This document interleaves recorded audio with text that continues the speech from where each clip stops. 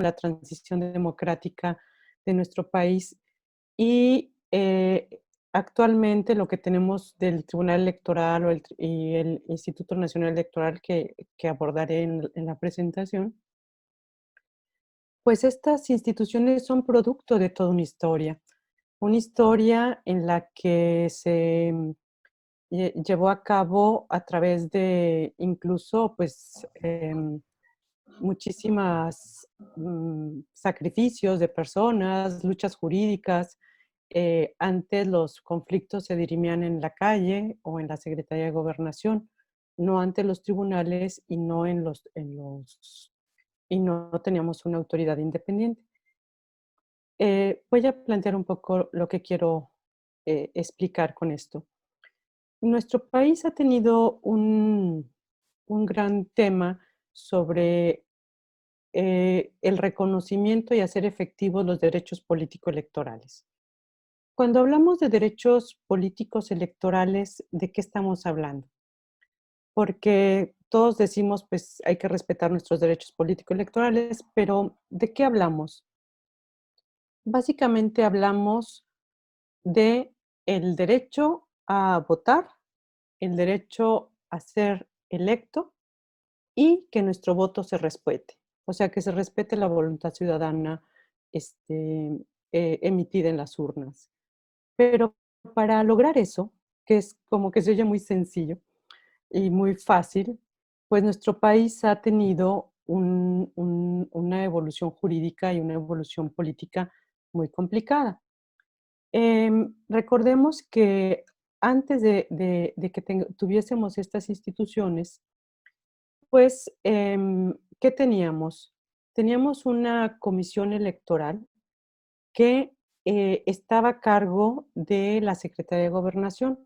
O sea, quien organizaba las elecciones en nuestro país era la propia autoridad que en algún momento pues iba a ejercer el gobierno, ¿no?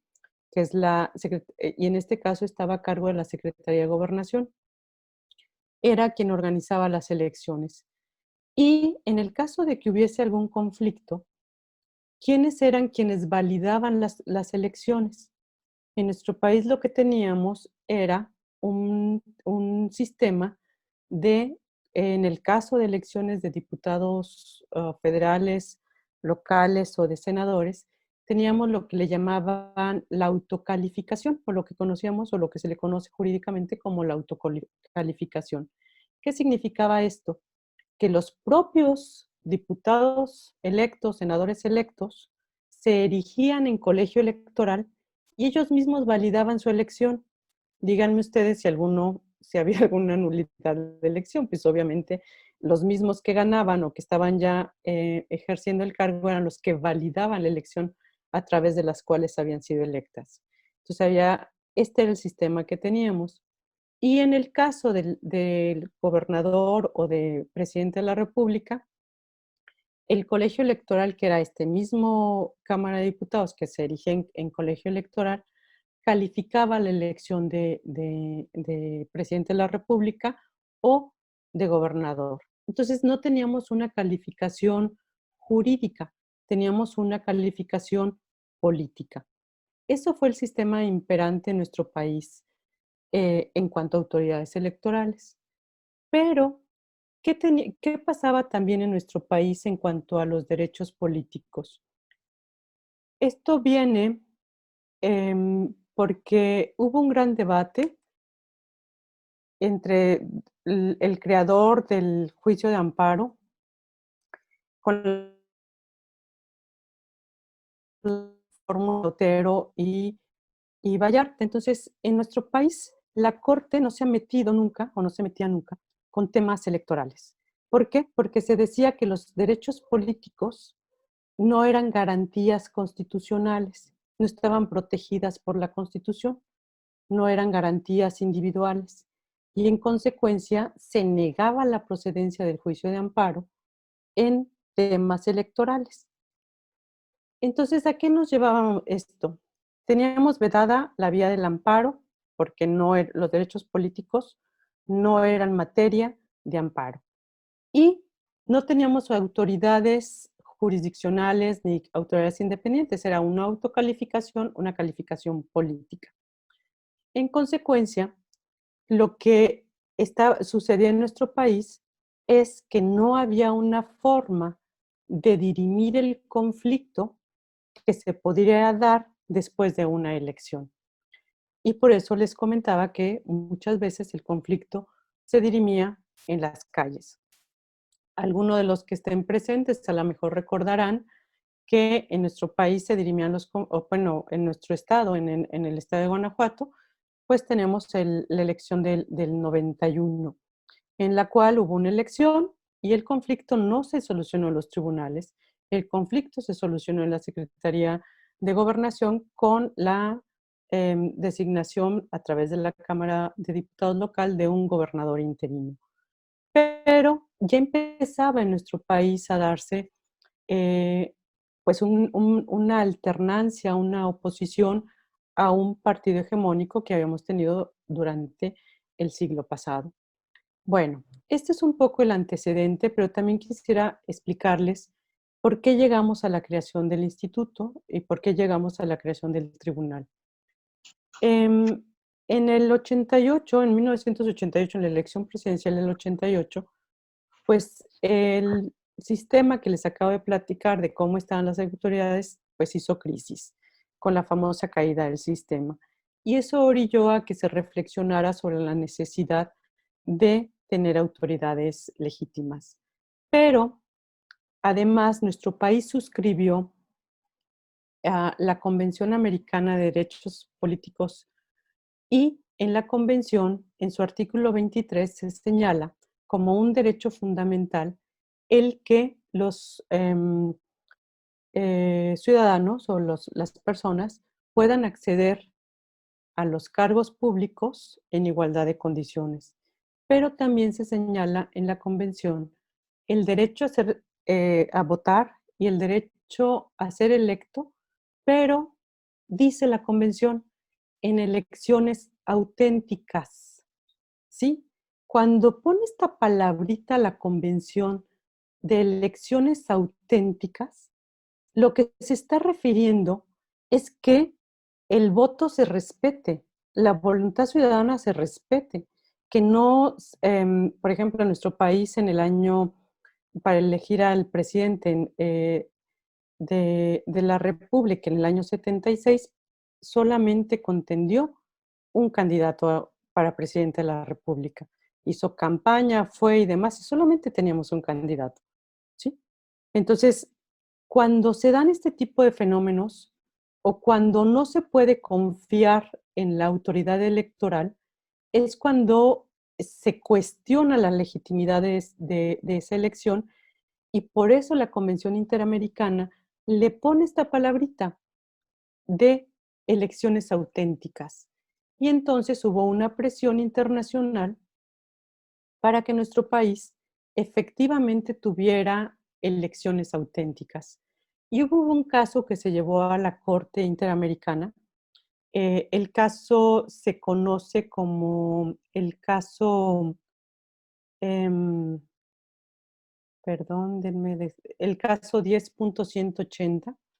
Este caso que se llevó a la Corte Interamericana fue porque un grupo de ciudadanos de Nuevo León cuestionó la legislación, la ley electoral de Nuevo León y las leyes locales de la mayoría de las entidades federativas que no garantizaban un recurso efectivo o un recurso legal efectivo para efecto de combatir o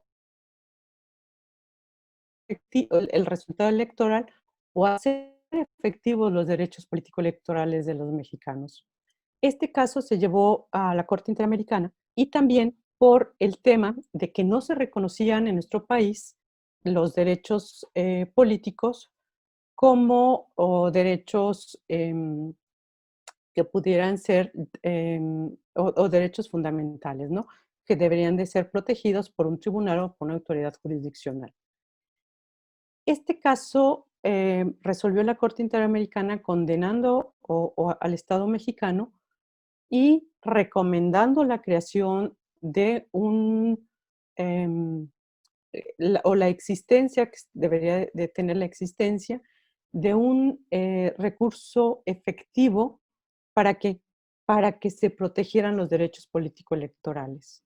Esto llevó a, si bien ya teníamos por ahí los antecedentes de un tribunal contencioso electoral, no era de plena jurisdicción, se llevó a la creación de las autoridades jurisdiccionales y también se llevó a la creación del Instituto Nacional, del entonces IFE.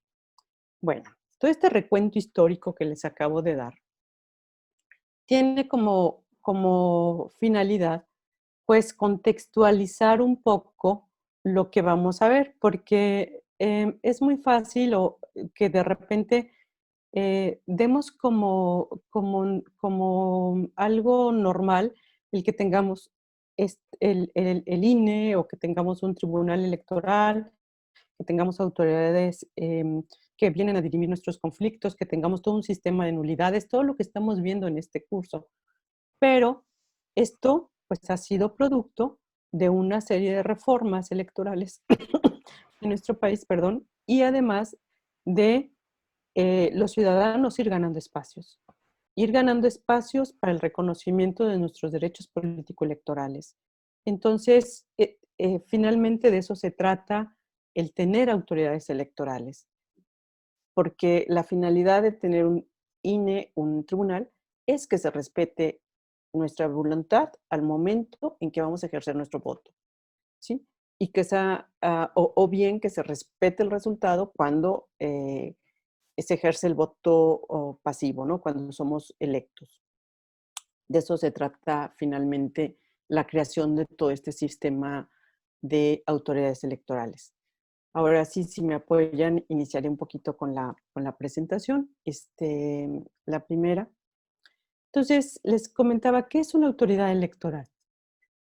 Bueno, finalmente, las autoridades electorales emiten actos, emiten resoluciones que constituyen o declaran un derecho en materia electoral.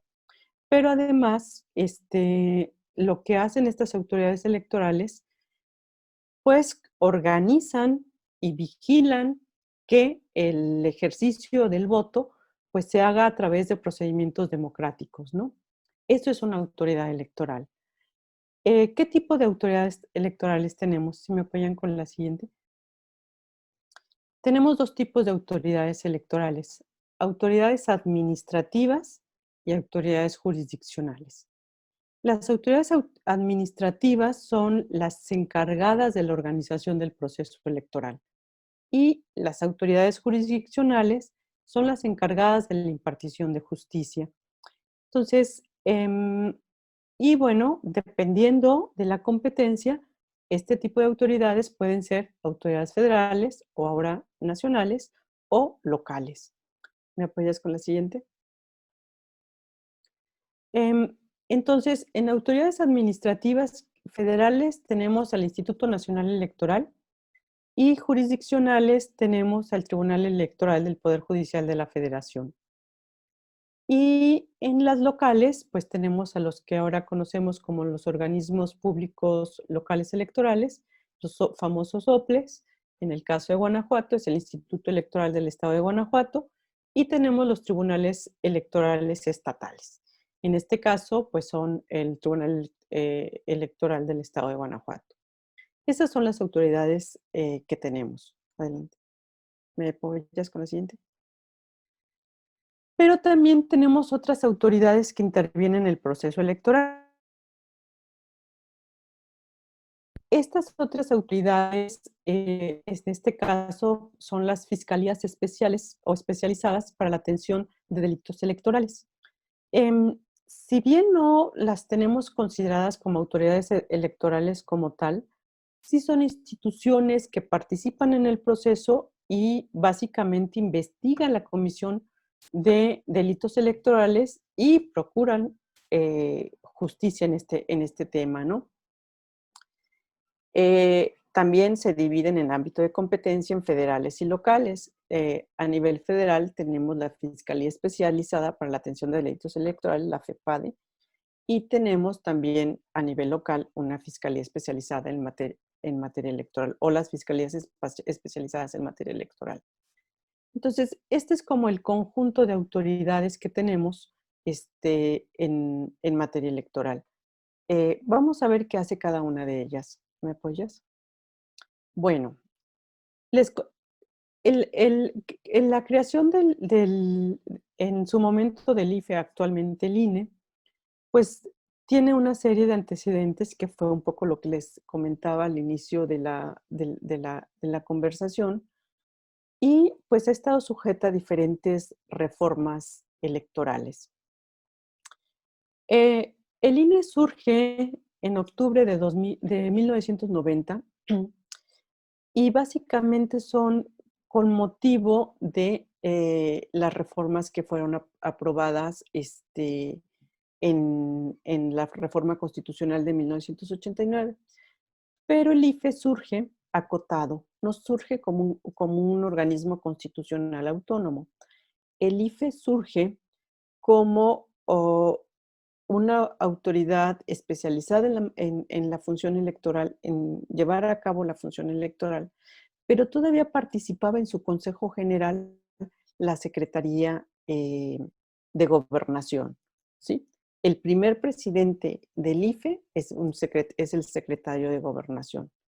Posteriormente, ya con una serie de reformas que se dan, básicamente en el año de 1994, ya se saca al secretario de Gobernación de la integración del Consejo General del Instituto y entonces ya se convierte en un organismo completamente, en ese momento se decía ciudadanizado, ¿sí? Eran los ciudadanos los que estaban como consejeros electorales y además los ciudadanos participaban en la organización del proceso electoral. Bueno, esta evolución que tenemos del IFE, eh, ya sacando a la Secretaría de Gobernación de su organización, pues entonces sí, ya se convierte en una autoridad, en un organismo constitucional autónomo, independiente en sus funciones, y se mantiene el IFE hasta la reforma electoral de 2014, cuando se convierte en una autoridad nacional. Cambiamos la F por la N y eh, la consecuencia es que tenemos ahora una autoridad nacional electoral. Por eso ahora hablamos de un sistema nacional electoral, ¿sí? Voy a hablar un poquito más adelante del tema. Pero bueno, esa fue un poco la evolución que tenemos en materia de cómo, de las reformas que se fueron dando. Eh, Tenemos otras reformas en materia electoral, una muy importante fue la del 2007-2008, en la que se le dio ahora unas atribuciones exclusivas al IFE en su momento para administrar los tiempos en materia de radio y televisión para al que tienen acceso los partidos políticos como parte de su prerrogativa. Bueno, esto es a grandes rasgos la evolución hasta la creación del actual INE. Adelante. Pero bueno, ya les comentaba dónde está el fundamento legal del Instituto Nacional Electoral. Pues este lo encontramos en nuestro artículo 41 de la Constitución. Este artículo nos dice que el INE es un organismo público autónomo que tiene personalidad jurídica, patrimonio propio, y bueno, es el encargado de realizar la función estatal de organizar las elecciones, ¿sí? Junto con los organismos públicos locales. Eso es nuestro INE. ¿La siguiente? Bueno, ya decía que el INE es un organismo constitucional autónomo, este, pero además el INE eh, participa con, ya, ya con eh, no solamente el INE participa en los procesos electorales, cuando tenemos elecciones o cuando tenemos proceso electoral. El INE ya es una autoridad que está de manera permanente dentro del proceso y fuera del proceso. De esta manera tenemos una autoridad que administra la organización de la elección, pero también administra las prerrogativas y ciertas de los partidos políticos, hace educación cívica, etcétera, fuera del proceso electoral. Pero también el INE ya a la hora que es un organismo constitucional autónomo, tenemos que es independiente en su funcionamiento. Y además, pues está integrado por un servicio profesional electoral, por eso decimos que es profesional en su desempeño, o más bien a la hora que se señala que es profesional en su desempeño, conlleva que existan funcionarios del INE que pertenecen al servicio profesional electoral. ¿Y qué implica esto? ¿Cuál es la importancia de tener este servicio profesional electoral en el INE? Que con independencia de partidos políticos, filias, fobias o demás, los funcionarios del INE permanecen, o sea, no están sujetos a los vaivenes políticos que se puedan dar en una determinada elección. Y esto le da una gran fortaleza al instituto. ¿Por qué? Porque sus vocales, como vamos a ver su estructura, pues independiente del partido político que gane la presidencia de la República o la mayoría en las cámaras, ellos permanecen en sus cargos y son evaluados, son constantemente sujetos a evaluación y tienen una serie de méritos para llegar a ese cargo, pero eso les da una gran independencia, ¿sí? El servicio profesional electoral del INE es de los mejores en el país y es lo que le da la fortaleza, una de las grandes fortalezas que aporta este instituto. Bueno, ¿me, me apoyas con la siguiente? ¿Cuáles son los principios rectores del INE? Tenemos una serie de principios que están previstos en la propia Constitución. Estos principios son los que rigen la actividad del INE y básicamente tenemos pues el principio de certeza. Este principio es fundamental. ¿Y a qué nos referimos con el principio de certeza?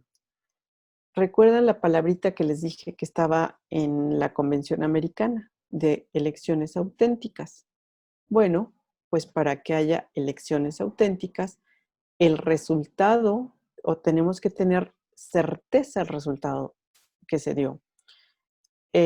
No podemos, por ejemplo, en la elección del 88, que se cayó el sistema y nadie sabe quién ganó, ¿no? O sea, finalmente sigue siendo un mito si efectivamente ganó el ingeniero Cárdenas, sí o no. Ahí no tenemos certeza, no se supo realmente quién ganó. Bueno, pues uno de los elementos que tiene que brindar el INE es esta certeza en la elección. Y tan lo brindó que en la elección del 2006, aún con un margen muy eh, menor a un punto porcentual, pues hubo certeza que el ganador fue el candidato del PAN. Entonces, eso es lo que aporta el INE, tener una, eh, mm, un resultado en el que la ciudadanía y en el que los actores políticos, ese fue el resultado real, ¿sí? Bueno, también está sujeto a sus principios de legalidad, obviamente, como toda autoridad, independencia. Esto significa que no hay ninguna vinculación con el Ejecutivo o con la Cámara de Diputados. O sea, sus decisiones se toman sin tener ningún poder encima del INE. Lo estoy diciendo como con palabras muy llanas para hacerme como más comprensible el tema. Pero básicamente la independencia implica que no hay una voluntad que puede interferir o ajena al interés propio de la autoridad electoral. Em, el tema de imparcialidad también, sin filias ni fobias. El que ganó, ganó, ¿sí? O sea, no hay ninguna inclinación o ninguna preferencia hacia una opción política determinada.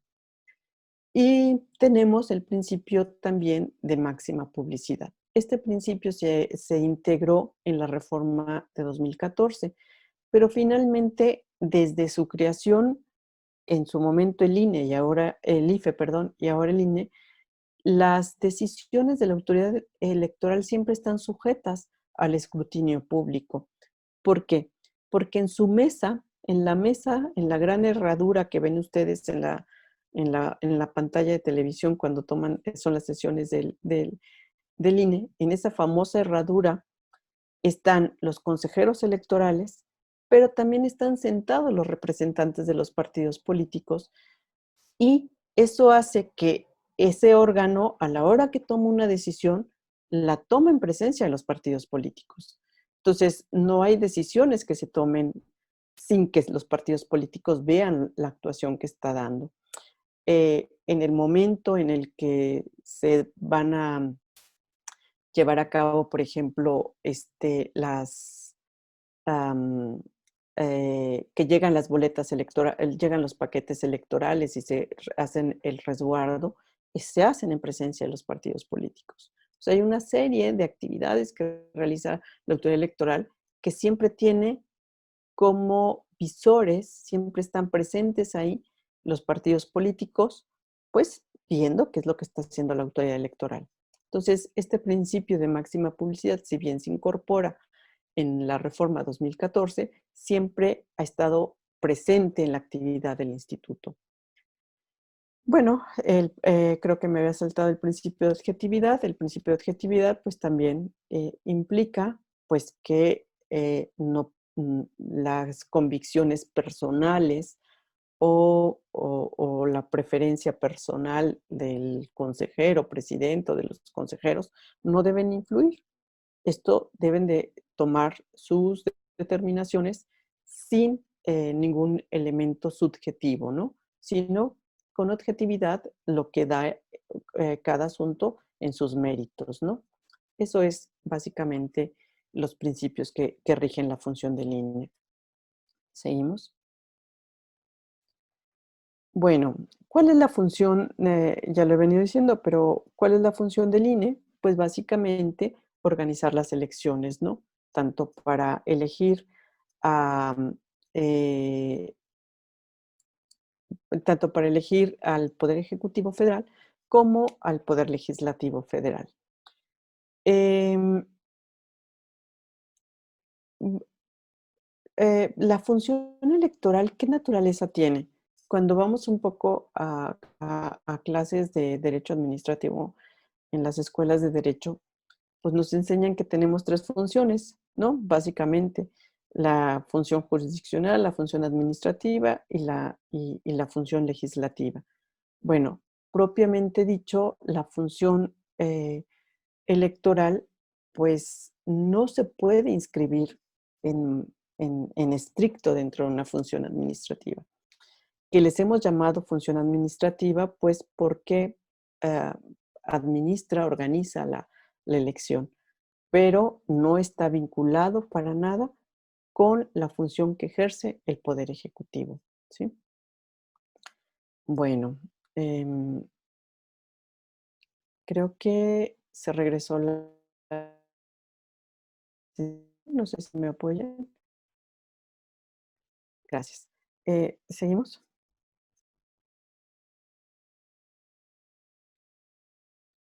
¿Cuáles son los fines del instituto?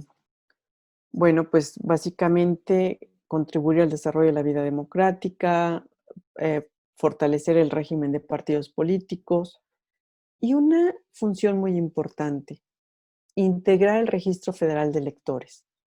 ¿Por qué tenemos una credencial de elector? O sea, ¿y por qué se le confió al INE ¿Y por qué esta función tan importante? Porque, regresemos a la historia, por eso les empecé a platicar un poco la historia, eh, es muy importante saber quién vota y dónde vota, ¿sí? Por eso necesitamos que la persona que va a votar se identifique con su credencial de elector, para que no se manipule este padrón electoral de quién va a votar, quiénes son los que tienen el derecho de elegir. Por eso tenemos un registro federal de electores. Y este registro federal de electores, bueno, está a cargo de esta autoridad independiente y tiene los datos de todos los mexicanos mayores de 18 años. Esa es la importancia de la base de datos.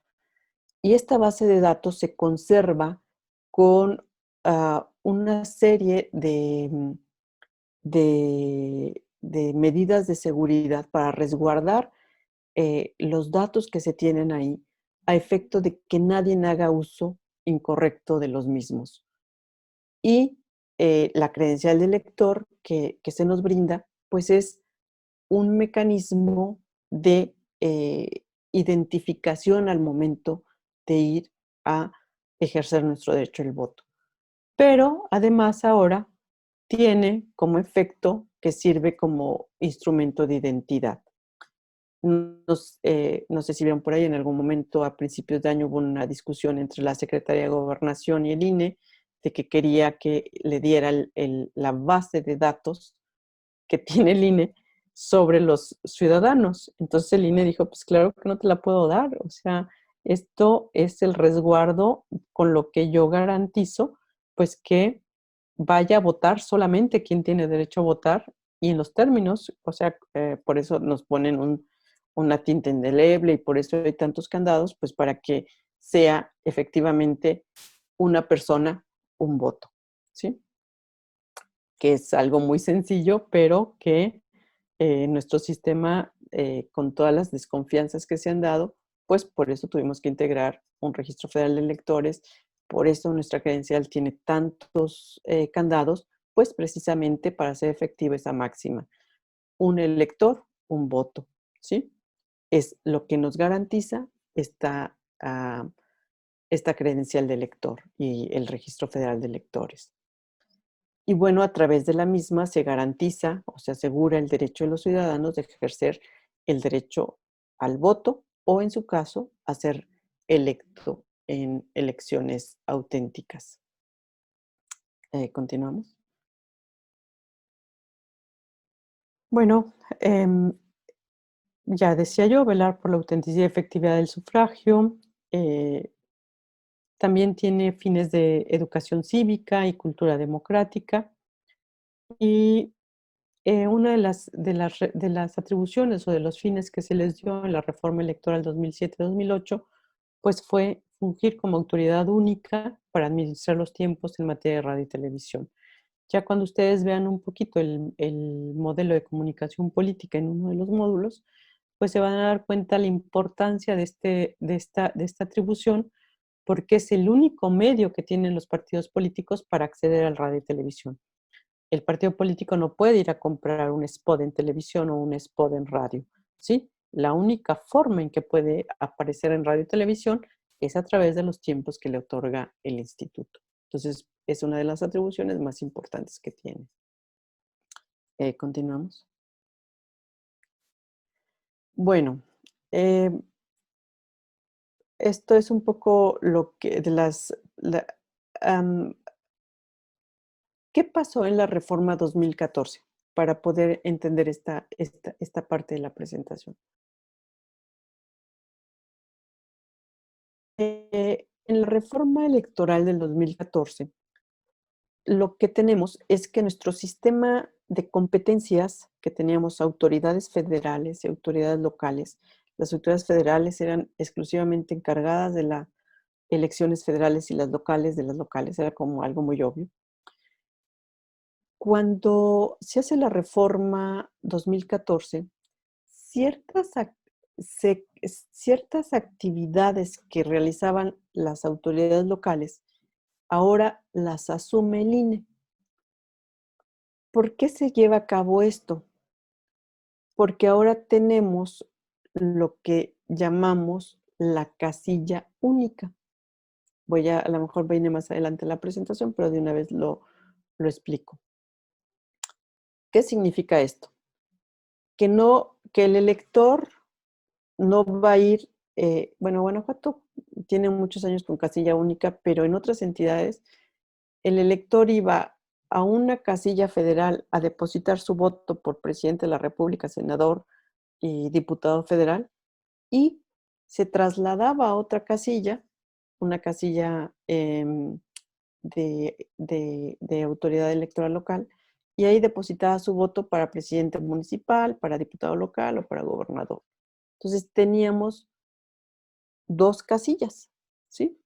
En el momento que se establece casilla única, pues las atribuciones de la autoridad local y de la autoridad federal, pues se fusionan, porque entonces el ciudadano va a una sola casilla a depositar su voto. Esto ocasiona que la capacitación, la organización, la instalación, todo esté a cargo del INE, ¿sí? Y la autoridad local lo único que hace, bueno, hace más que eso, pero para simplificarlo en la explicación, es que una vez que se cuentan los votos, le dicen, aquí están tus votos, autoridad local, ¿sí? Estos son tus votos y los resultados son tales. Y ya, sigue su proceso. Pero, y los votos federales, pues se van al resultado federal, ¿sí? Pero todo el proceso previo para llegar a eso, ahora lo vigila el INE, ¿sí? En colaboración con las autoridades electorales locales, pero lo vigila el INE. ¿Por qué se hizo esta reforma en 2014? Con la intención de que no fueran tan onerosas las elecciones, porque se gastaba doble, gastaba la federación, gastaba la autoridad local. La idea es que pues, los capacitadores electorales, todo lo que se hace para integrar la casilla, pues sea un solo gasto. Habría que ver si efectivamente tenemos ese ahorro de gasto o nada más se dio ahí eh, más bien como mm, duplicidades de funciones, ¿no? Bueno, entonces, derivado de esto, ¿qué hace ahora el INE en procesos tanto federales como locales? Ya decía yo, capacita a la capacitación electoral. ¿Qué es la capacitación electoral? Pues a todos los que salimos insaculados para ser en algún momento funcionarios de casilla, no sé si alguno de ustedes ha sido, pero bueno, a mí me ha tocado, llega, te tocan a la puerta y te dicen qué debes hacer el día de la elección. Todo lo que es geografía electoral, que son los distritos, cómo están distribuidos, el padrón y la lista de electores, que ya les explicaba en qué consiste, todo el tema de dónde se ubican las casillas y demás, pues obviamente también lo hace ahora el INE, emite lineamientos desde resultados, cómo se van a dar los resultados preliminares, cómo se van a dar los observadores electorales, los conteos rápidos, etcétera, ¿no? La producción.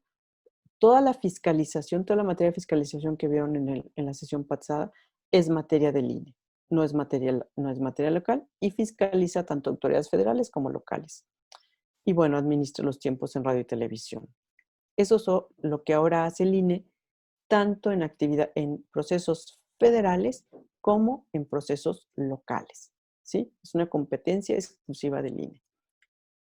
¿Me apoyan con la siguiente? Y exclusivamente para los procesos federales, pues, ¿qué hace el INE? Pues,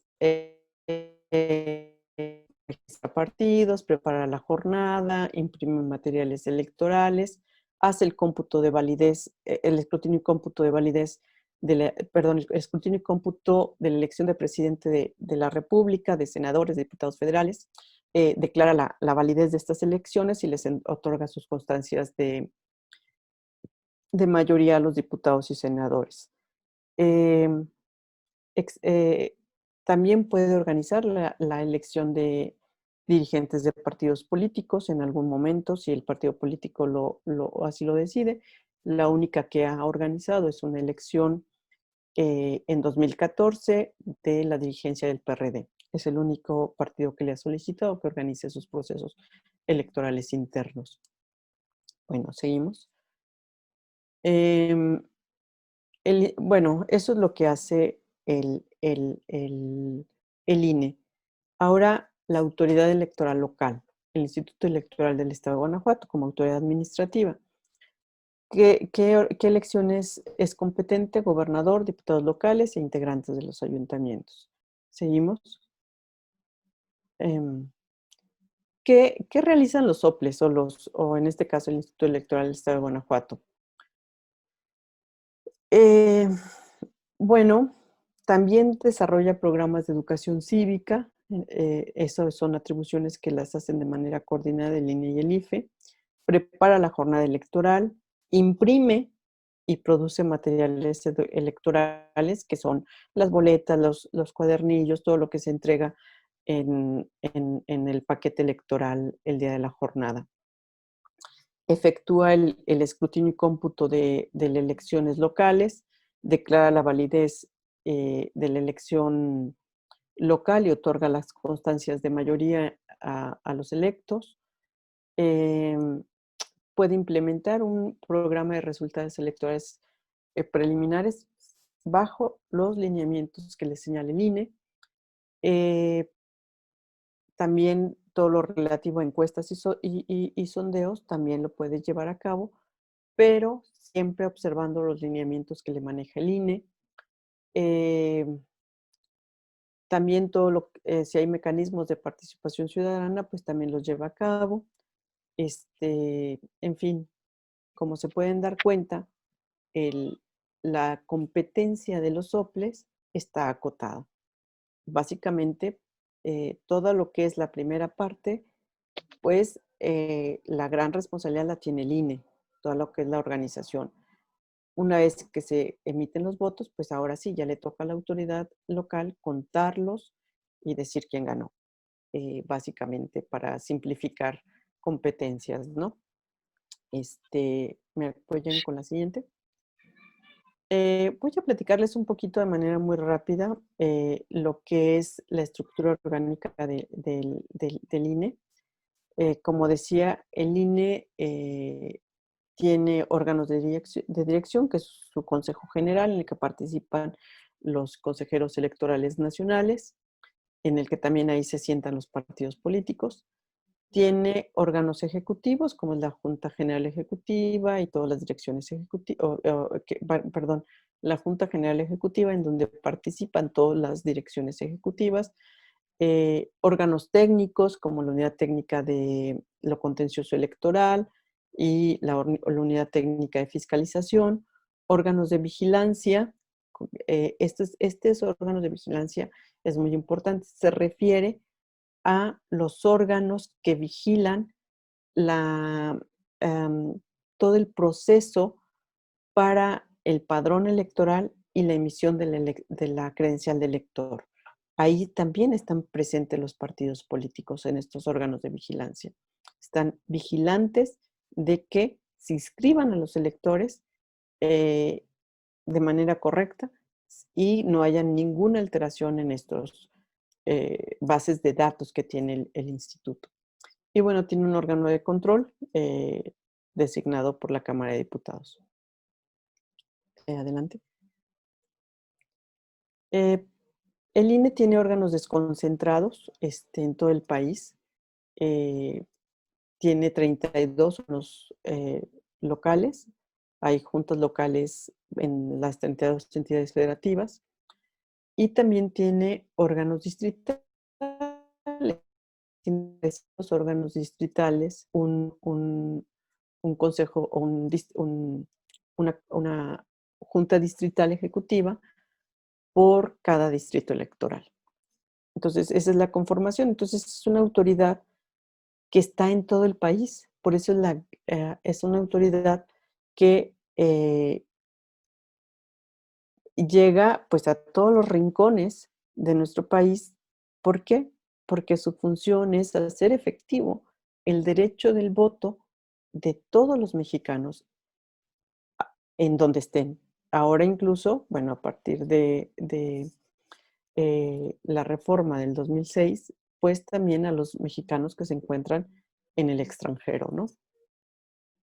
Pero tenemos, por eso es esta organización tan compleja, porque la finalidad es esa, que no hay un solo mexicano que no, que no se puede, o sea, al que no se le garantice su derecho a votar, ¿sí?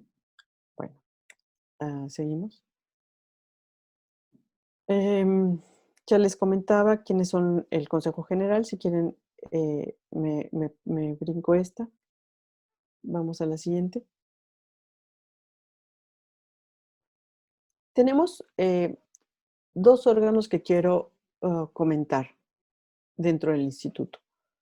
Uno es la Comisión de Quejas y Denuncias. ¿Por qué es importante esta Comisión de Quejas y Denuncias? Porque es la que eh, el órgano competente de llevar a cabo la sustanciación del procedimiento sancionador ordinario, pero también es la encargada de dictar medidas cautelares cuando se presenta cualquier incidencia en el proceso electoral que requiera que la autoridad electoral, ya sea que suspenda la difusión de un spot en televisión, que suspenda una propaganda que se esté repartiendo en determinadas situaciones. Esto es, la Comisión de Quejas y Denuncias del INE es la encargada, yo siempre he dicho, de poner un manotazo sobre la mesa para evitar que se vulneren los derechos de las personas con actuaciones incorrectas o cuando se están llevando a cabo infracciones en materia electoral, que no haya una vulneración al derecho, en este caso, de los partidos políticos o de los y hacer valer o prevalecer el principio de equidad en la contienda. Para eso sirve la comisión de quejas en el caso de las medidas cautelares. Lo que siempre tiene presente a la hora de dictar una medida cautelar es preservar el principio de equidad. ¿Qué significa este principio de equidad? Pues, para decirlo en palabras llanas, que el piso se mantenga parejo para todos los participantes en la contienda electoral, ¿sí? De eso se trata. Vamos a la siguiente.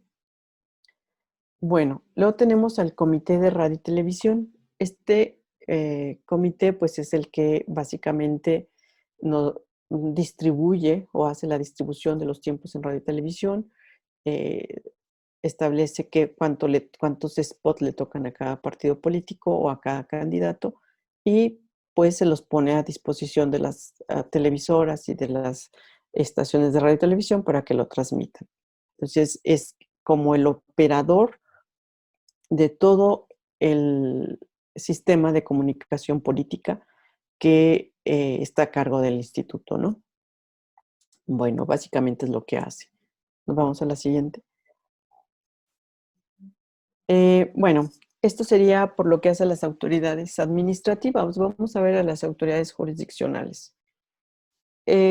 Como les comentaba, el Tribunal Electoral del Poder Judicial de la Federación es el órgano especializado del Poder Judicial encargado de resolver las controversias en materia electoral y de proteger los derechos político-electorales de los ciudadanos. Ya les platicaba un poquito cómo llegamos a tener esta autoridad electoral, debido a que el Estado mexicano fue condenado a tener una autoridad imparcial y auténtica, por llamarlo de una forma, que garantizara la existencia de un recurso efectivo para garantizar o proteger los derechos políticos de los mexicanos.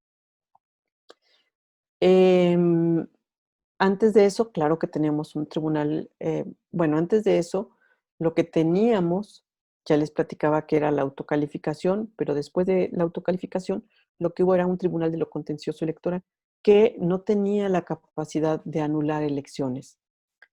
Eh, y bueno, dicen en materia electoral que si la sanción no es una nulidad, pues lo que le puedas imponer de sanción a un partido político, pues es como una llamada a misa. O sea, si no tienen aquí la espada de Damocles de que se puede anular una elección, pues los partidos políticos, todos, o sea, hacen actividades que podrían estar fuera de lo, del ámbito legal, ¿no? O de lo que es el- el- lo normal o lo regular o lo correcto. Bueno, pues ese tribunal no podía anular elecciones, entonces pues no tenía como esa fuerza para imponerse, ¿no? Ya cuando se crea efectivamente un tribunal con plenitud de jurisdicción y con la posibilidad de anular elecciones, lo primero que se posibilita es anular elecciones, pero solamente de senadores y diputados federales. No se podía anular la elección de presidente de la República. Una subsecuente reforma se permite anular la elección de presidente de la República, pero exclusivamente por las causales previstas en la ley. Es cuando viene la famosa elección del 2006 y la invocación de la causal abstracta. ¿Por qué? Porque no estaba prevista en la ley el que los medios de comunicación se dice que hayan influido en la decisión de los electores o que el gran activismo en su momento del presidente Fox que haya favorecido la intención del voto, etcétera. Esas causales no estaban previstas en ley y en consecuencia se invocó por los impugnantes una causal abstracta. Bueno, en ese momento el tribunal no podía anular una elección salvo por las causales previstas en la ley. Por eso viene posteriormente la reforma y ya se crea el Tribunal Electoral del Poder Judicial de la Federación con las características que vamos a ver actualmente y con la posibilidad de anular cualquier elección, ¿sí? Desde la del presidente de la República hasta el municipio más pequeño del país, puede anular elecciones, pero también puede, y bueno, por las causales que están en la ley, pero también por las causales constitucionales que están previstas en el 41 constitucional. Eh, Vamos a ver en qué consiste o qué es lo que hace actualmente el Tribunal Electoral. Bueno, el Tribunal Electoral resuelve en forma definitiva las impugnaciones que se hacen al resultado de una elección, ya sea presidente, gobernadores, el jefe de gobierno de la Ciudad de México, diputados federales, senadores, pero también dirime los conflictos laborales entre los servidores públicos del tribunal y el propio tribunal, o entre el INE y sus servidores públicos. También resuelve en definitiva, o ya sea confirmando o revocando, las sanciones que se imponen a los partidos políticos o a las personas físicas por el INE. Y también garantiza o resuelve todo lo relativo para hacer efectivos los derechos político-electorales de los ciudadanos. Por eso ahora tenemos un juicio que se llama, y lo vamos a ver en uno de los módulos, que es el juicio para la protección de los derechos político-electorales, ¿no? De los ciudadanos. Bueno, estas son en sí las atribuciones. Vamos a la siguiente. Los tribunales locales, ¿qué hacen? Bueno, pues imparten justicia en materia electoral también, pero exclusivamente relacionada con las elecciones locales, gobernador, en su caso jefe de gobierno, diputados locales, presidentes municipales, etcétera, ¿no? Y bueno, son tribunales que también cuentan con autonomía. Actualmente los magistrados electorales locales son designados por este, por la Cámara de Senadores. O sea, no son designados por las autoridades locales, ni por la Cámara de Diputados local, son designados por la Cámara de Senadores. Entonces, los magistrados electorales llegan con como un constitucional, como un organismo público autónomo, también están sujetos a todos los principios que ya vimos de imparcialidad, certeza, objetividad, etcétera. Y, mm, ¿por qué los designa la Cámara de Senadores con la reforma 2014? Porque uno de los cuestionamientos que se hacían a los tribunales locales es que estaban cooptados por los gobernadores locales, por los gobernadores. ¿Por qué? Porque pues a la hora que eran designados por los congresos locales, propuestos por los gobernadores, pues se decía que no tenían la suficiente imparcialidad para administrar justicia en, y dirimir los conflictos en esa entidad federativa. Por eso se saca la decisión y se traslada a la Cámara de Senadores. Em, ya tenemos la elección 2015, la elección 2018 y vamos por una tercera elección con este sistema de designación en los tribunales electorales locales, ¿sí? Bueno, eso fue un poco la justificación. Luego tenemos a la Suprema Corte de Justicia de la Nación. No la mencioné al inicio. ¿Por qué? Porque la Suprema Corte de Justicia de la Nación entra a materia electoral por una vía excepcional y entra por la vía de ejercer control abstracto, control de constitucionalidad sobre leyes en materia electoral. Y esta, y quién puede ejercer estas acciones de inconstitucionalidad? Los partidos políticos. Y, bueno, entonces, los partidos políticos, en el momento en que una ley, tanto federal o local, les afecta, pueden ir ante la Corte a solicitar la inconstitucionalidad de la ley. Entonces, la Corte ejerce este control abstracto de constitucionalidad sobre leyes electorales. No dirime conflictos, simplemente resuelve sobre la constitucionalidad de leyes.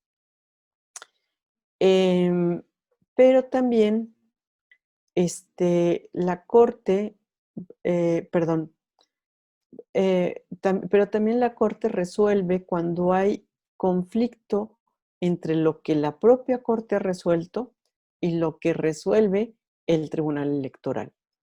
De tal manera que la Corte es quien resuelve cuando hay este conflicto, porque ¿por qué se puede dar el conflicto? Porque el Tribunal Electoral del Poder Judicial de la Federación también puede ejercer un control de constitucionalidad, pero en el caso específico, cuando se aplica una ley, hace un control concreto de constitucionalidad y puede expulsar de nuestro sistema jurídico esta norma considerada inconstitucional. Si eso entra en conflicto con lo que eh,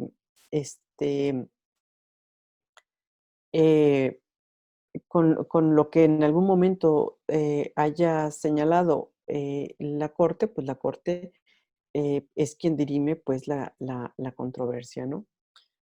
Eh, bueno, básicamente son la forma en que la Corte conoce de materia electoral.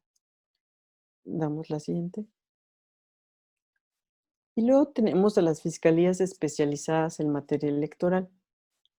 Em, Bueno, obviamente estas fiscalías son las encargadas de la investigación de los delitos en materia electoral y pues tienen como finalidad investigar, perseguir y prevenir el delito electoral.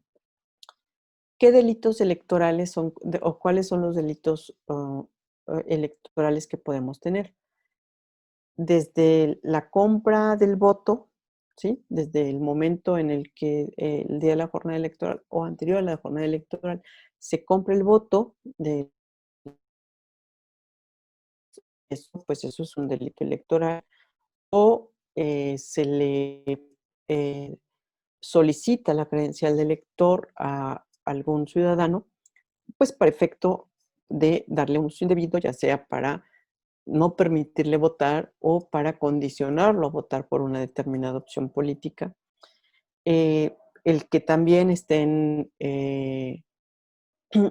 ejerciendo violencia o presión en el elector en las casillas el día de la elección.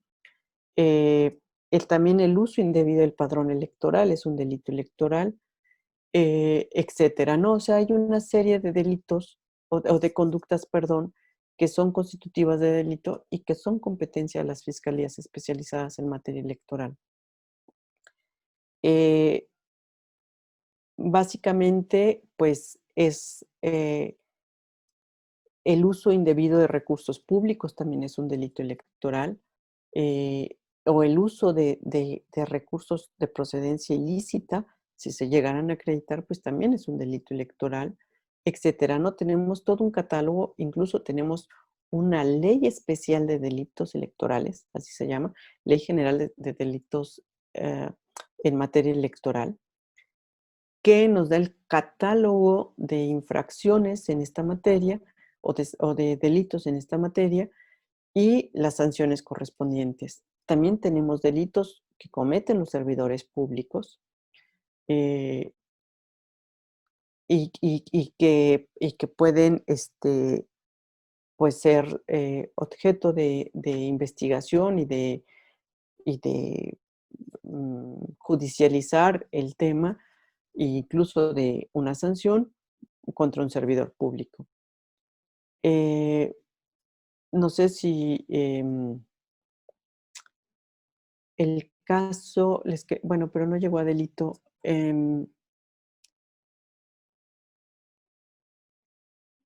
Eh, en algunas ocasiones, pues muchas veces se graba al servidor público haciendo una situación incorrecta. Bueno, pues estas grabaciones o estos elementos de prueba se llevan a la fiscalía especializada para acreditar, pues ya sea que hay el uso del recurso público de manera incorrecta o que se está coaccionando o se está comprando el voto, etcétera, ¿no?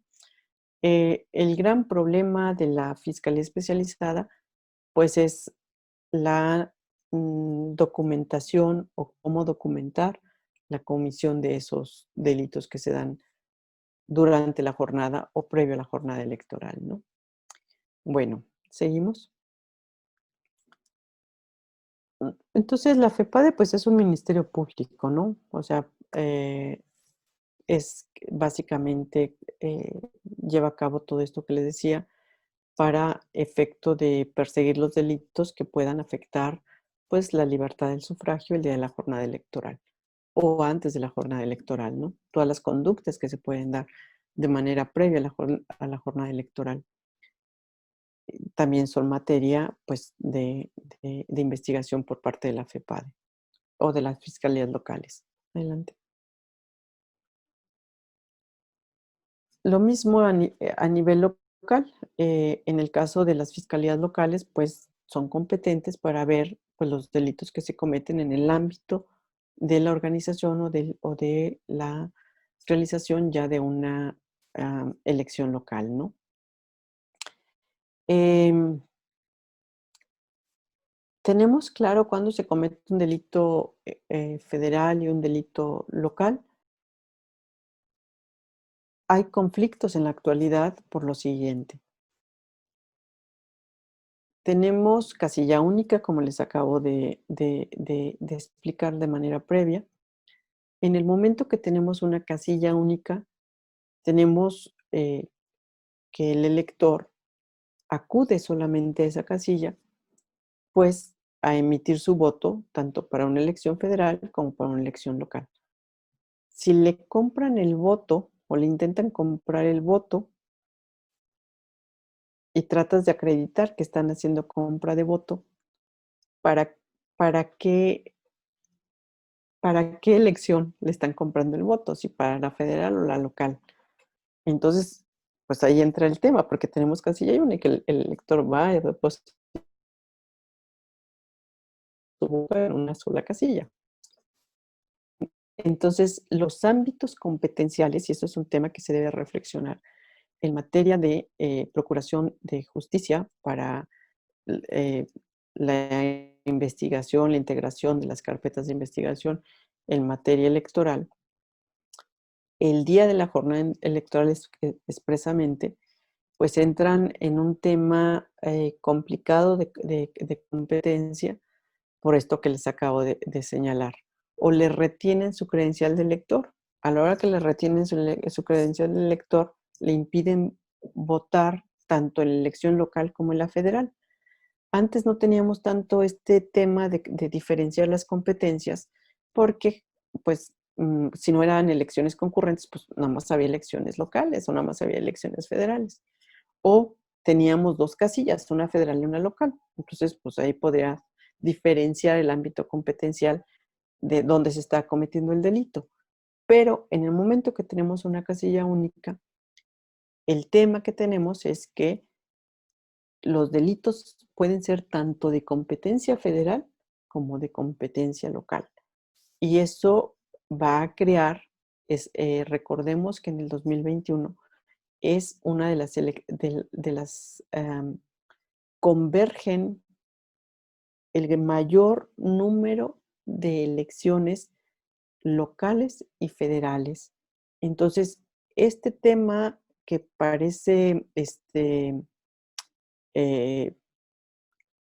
que me lo estoy inventando porque son las competencias, va a causar un conflicto. ¿Quién va a ser el competente para si se materializa la comisión de un delito? Y en una entidad que ha quedado como una isla, como es Guanajuato, en la que no hay coincidencia entre la autoridad federal o el partido que gobierna la federación y el local, y en consecuencia la fiscalía especializada y la fiscalía local, puede haber un conflicto competencial que habría que ver cómo se va a dirimir. Pero bueno, es algo a lo que nos vamos a enfrentar en la elección 2021. Adelante. Creo que con esto acabo lo de las autoridades electorales. Les quiero platicar, todavía me da tiempo, de manera muy rápida, cuáles son las etapas del proceso electoral, un poquito para entender lo que acabo, la función que realizan las autoridades en cada una de las etapas. ¿Empezamos? Em, bueno, primero, ¿qué es un proceso electoral? Ya vimos autoridades, todo, pero ¿qué es un proceso electoral?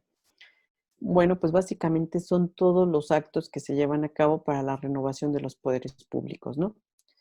Y en él participan las autoridades electorales que ya les acabo de señalar, los partidos políticos y los ciudadanos.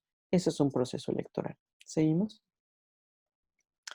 ¿Cuáles son las etapas del proceso electoral, en este caso 2021, para diputados federales? Es lo mismo para elección local, pero lo explico en federal. Tenemos una etapa de preparación de la elección. Esta etapa, pues, es a partir de septiembre de del año previo a la elección a junio del año de la elección. Ahí dice octubre, hay un error, es septiembre las elecciones federales empiezan en septiembre de 2020 a junio del 2000, a junio del 2021. La segunda etapa nosotros la conocemos, bueno, es la etapa de la jornada electoral, el día que vas y depositas tu voto. La tercera etapa es la etapa de resultados y declaración de validez de las elecciones, que es cuando ya se cuentan los votos y se dice quién ganó. Y la cuarta etapa es el dictamen y declaración de validez de elección, en este caso de diputados o de presidente electo. ¿Cuándo se da esto? Cuando ya se agotaron toda la cadena impugnativa, cuando ya se dirimieron todos los conflictos ante el tribunal y el tribunal le otorga la constancia al presidente electo. ¿Sí? Adelante. Bueno, ya decía, es la primera etapa, pues tenemos todo lo que es la organización del proceso,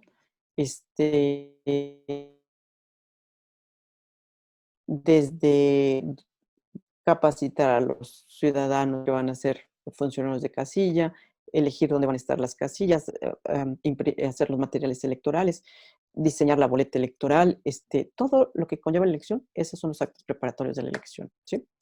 Que realiza y a quién competen, competen a la autoridad administrativa, en este caso al INE o a los soples. Si tenemos algunas denuncias o no estamos de acuerdo con lo que están haciendo estas autoridades, los partidos políticos, los ciudadanos que se ven afectados, pues acuden al tribunal a dirimir o a impugnar estos actos, ¿no? Siguiente. Decía, pues,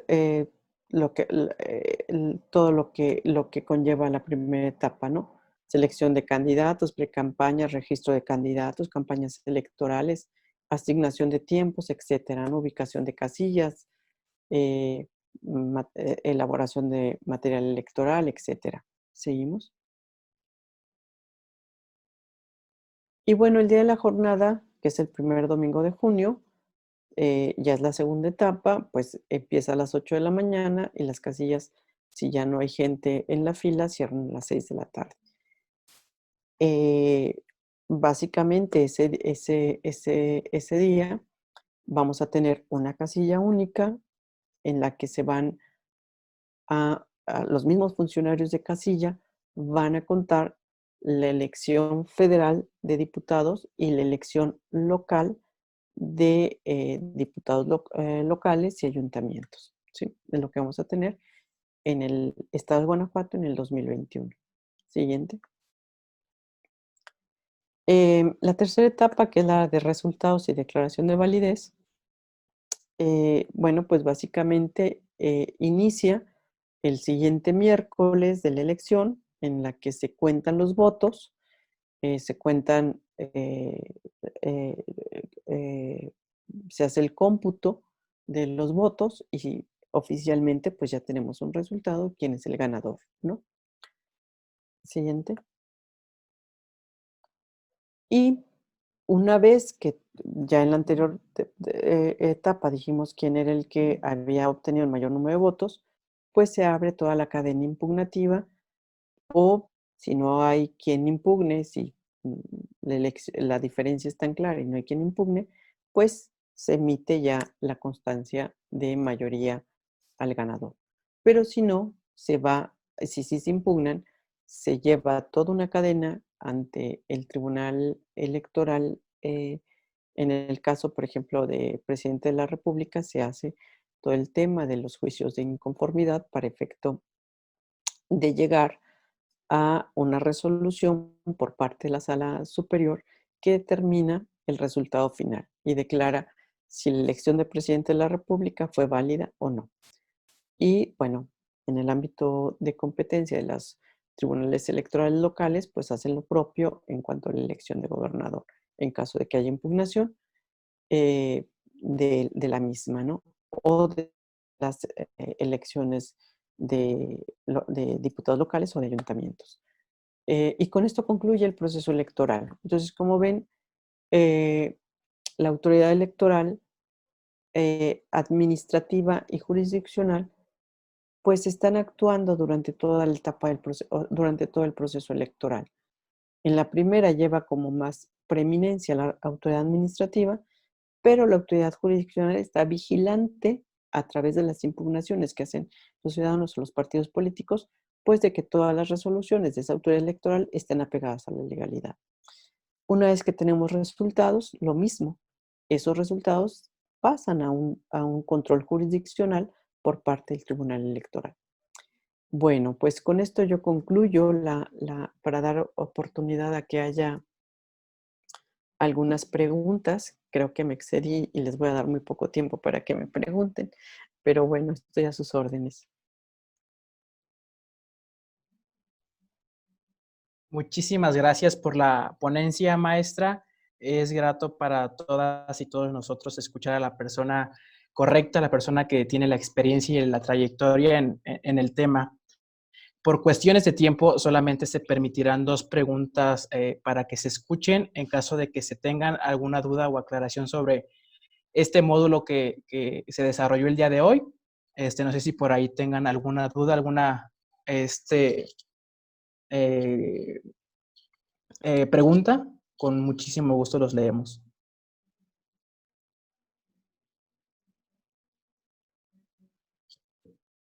Ok, por aquí, si gustas hacerlo a micrófono abierto, Héctor Alexandro González Aragón. Adelante. Bueno, ¿me escuchan? Sí, así es. Adelante. Bueno, yo le quería manifestar a la ponente si nos pudiera recomendar bibliografía o en su caso las soluciones para poder, digamos que entender o profundizar en la materia.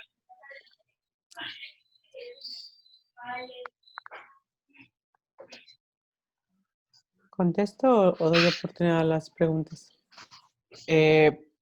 No han hecho llegar la siguiente. Si gusta contestar, maestra, en lo que se da oportunidad para la siguiente. Por ahí les dejé una lectura para, para su análisis, este, en, mm, que incluso es una de las lecturas recomendadas para el módulo. Este, Déjenme recordar, porque con eso de que también le doy a mis alumnos de maestría. Sí, ya. Se llama Gobernanza y régimen electoral en la reforma política de 2014. Si bien no te habla mucho de los antecedentes, sí te explica cómo llegas a la reforma 2014 y cómo es la división de esta competencia entre la autoridad federal y la autoridad local. También hay un libro editado también por el Tribunal Electoral que se llama precisamente así, caso 10.180, que es del que les estuve hablando, que es el caso que se llevó ante la Corte Interamericana de Derechos Humanos y en el que se condenó al Estado mexicano, pues efectivamente a darnos un recurso efectivo para dirimir nuestros conflictos electorales y proteger nuestros derechos político-electorales. Y bueno, esos son los dos que ahorita tengo en la mente, pero me comprometo a dejarles un poco más para que ahonden en el tema. Igual como en las anteriores sesiones, uno de los libros que ya nos compartió la maestra Rosy, se los vamos a enviar junto con la evaluación y todo al finalizar el módulo, que es parte de las recomendaciones de lectura que ella nos hace.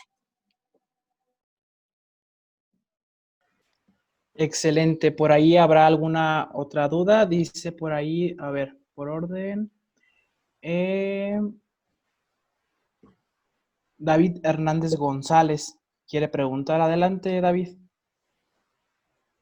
Maestra, buenas noches. Buenas noches. Quisiera hacer la siguiente, yo tengo la siguiente duda. En el caso de un servidor público en tiempo de campaña, se dice que no puede andar acompañando al candidato en días y horas hábiles. Siempre he tenido la duda qué se considera días hábiles y las horas también. ¿En qué momento un servidor público deja de serlo? Pudiésemos pensar si tiene un horario de 9 a 4 y que después de las 4 puede hacer campaña. ¿Es posible o en qué momento deja de ser servidor público? Gracias. Bueno, pues es todo un tema, el principio de imparcialidad de los servidores públicos, ¿no? A ver, te platico. Tenemos diferentes criterios jurisprudenciales en el tema y desafortunadamente la sala ha dado diferentes criterios. Por ejemplo, en el caso de servidores públicos que no son de elección popular, ¿sí? Que no, por ejemplo, que son de designación o un servidor público normal. En un principio, efectivamente tenía el criterio que era en horas laborables, ¿sí? Que días y horas hábiles se consideraban pues tu horario laboral. Sin embargo, eso dio lugar a fraudes a la ley, porque entonces pues se decía, bueno, mi horario es de 9 a 2, cuando a lo mejor tu horario es etcétera, ¿no? Entonces, para evitar, o las condiciones laborales no te señalaban un horario. Entonces, para evitar ese tema, el INE, sacó unos lineamientos en los que refirió que eran el día completo, días y horas hábiles, se refiere de lunes a viernes, ¿sí? No puedes hacer como servidor público actividad proselitista en días y horas hábiles, entendiendo de lunes a viernes. Bueno, estos famosos lineamientos los dejó sin efectos el INE, digo, la Sala Superior. Y otra vez nos quedamos al arbitrio de la decisión jurídica que vaya o jurisdiccional que vaya a tomar la sala. Ha mantenido su criterio en cuanto a los servidores públicos, que son días y horas en lo que te acabo de señalar. Pero en el caso, por ejemplo, de los diputados, de los legisladores, también ha dado una serie de bandazos. ¿Por qué? Porque en principio para ellos, los días y horas hábiles son diferentes. Implica que tengan sesión de consejo, que tengan sesión de comisión, y si no tienen ese tipo de sesión de consejo, de comisión, de pleno o de comisión, pueden hacer proselitismo. Entonces les creó con unos precedentes un régimen especial, ¿no? Cuando son servidores como cualquiera. Por eso te digo que es un tema complejo. Y los servidores públicos de elección popular, los gobernadores, ¿sí? Por eso hago la diferencia, el presidente de la República, se dijo que solamente puede hacer proselitismo nuevamente en días y horas inhábiles. Entonces, si el servidor público tiene derecho a un día de descanso, pues el domingo podrá hacer proselitismo, ¿no? Entonces, no sé si te confundí más, pero así están los criterios, ¿no? O sea, como que tenemos, yo digo, 3 regímenes, ¿no? O sea, el servidor público, los legisladores y los titulares de los ejecutivos. ¿Por qué digo titulares de los ejecutivos? Porque lo llevo también, en su caso, para los presidentes municipales, ¿no? ¿Sí? Excelente, maestra. Espero y hayan quedado aclaradas las dudas. Les recordamos que en el chat les han enviado el link para la evaluación. Así también me permito cederle nuevamente el uso de la voz a la maestra para que nos informe sobre la evaluación de esta semana, maestra. Sí, por ahí les dejamos también unas preguntas de opción múltiple, son 4 preguntas. Como les he venido comentando en las anteriores sesiones, es con la finalidad, pues, más que evaluarlos ustedes, evaluarnos a nosotros para ver si sí estamos transmitiendo los conocimientos pertinentes. Entonces, por ahí les pediría que las contestaran. Y pues también, como ya les comentaba, se les deja una lectura sugerida. En este caso era una lectura. Me comprometo a dejarles algo más para el que quiera abundar en el tema, ¿sí? Excelente, maestra. Pues concluyendo esta sesión a nombre de todos los organizadores del presente seminario, agradezco nuevamente a la maestra Rosa María Cano Melgoza por brindarnos el día de hoy el espacio, parte de su tiempo y transmitirnos parte de su conocimiento en el tema. No omito mencionar que se les hará llegar a usted, maestra, el reconocimiento de manera digital y posterior, después de que concluya esta contingencia, se les hará con gusto llegar también de forma física. Ya por último, cedo la voz a Emanuel Barrientos, que es secretario de Acción Electoral del Comité Directivo Estatal del PAN en Guanajuato. Hola, muy buena tarde, noche a todos. Maestra Rosy, pues nada más para agradecerle mucho la colaboración y el apoyo que está teniendo para con esta escuela digital. Muchas gracias a todos también por su paciencia, su tiempo para seguir adelante con este proyecto. La verdad es que estamos muy contentos, emocionados por los resultados que hemos tenido hasta ahora y seguramente de aquí, creo que hoy, nuevamente con esta charla de la maestra Rosy, pues nos da un gran conocimiento, un gran aporte para lo que vendrá ya en tareas que estaremos realizando, sobre todo con la intención de que este equipo, este grupo que está participando en esta escuela digital, sea parte de la estructura electoral, tanto en el ámbito de representación, de representantes del partido, en los consejos, en casillas, etcétera, como también en la parte de la estructura estatal jurídica. Maestra Rosy, muchísimas gracias. Al contrario. Y bueno, a todos estamos a la orden. Muchísimas gracias a todos. Excelente noche y ahí les encargamos sus evaluaciones. Hasta luego. Gracias, Emanuel. Ya por último, si nos apoyan prendiendo sus cámaras para la fotografía final de esta tercera ya sesión. Por favor. A ver. Ya es, bueno, esperamos unos minutitos más, unos segundos más, perdón, para que prendan sus cámaras. Espera. Sí, gracias, amigo.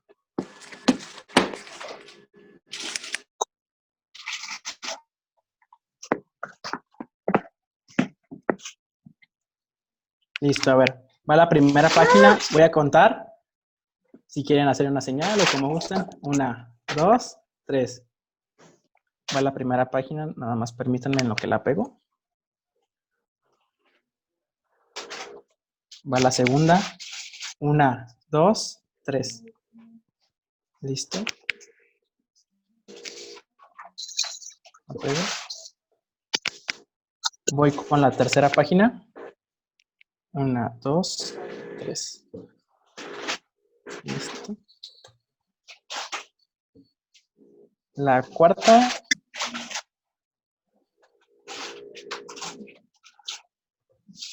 Y ya por último la quinta, ¿eh? Ahí va. Perfecto, pues muchísimas gracias. Les reitero, gracias. Por ahí les vamos a estar mandando las evaluaciones, las dos por el chat de las regiones y el general, para que estén atentos. Agradezco su tiempo y a nombre de todos los organizadores, muchísimas gracias y que tengan buena noche. Muy amables, gracias. Un saludo enorme. Muchas gracias. Gracias. Buenas noches, jóvenes, a todos. Buenas noches. Ánimo, ánimo. Gracias, buenas noches. Buenas noches.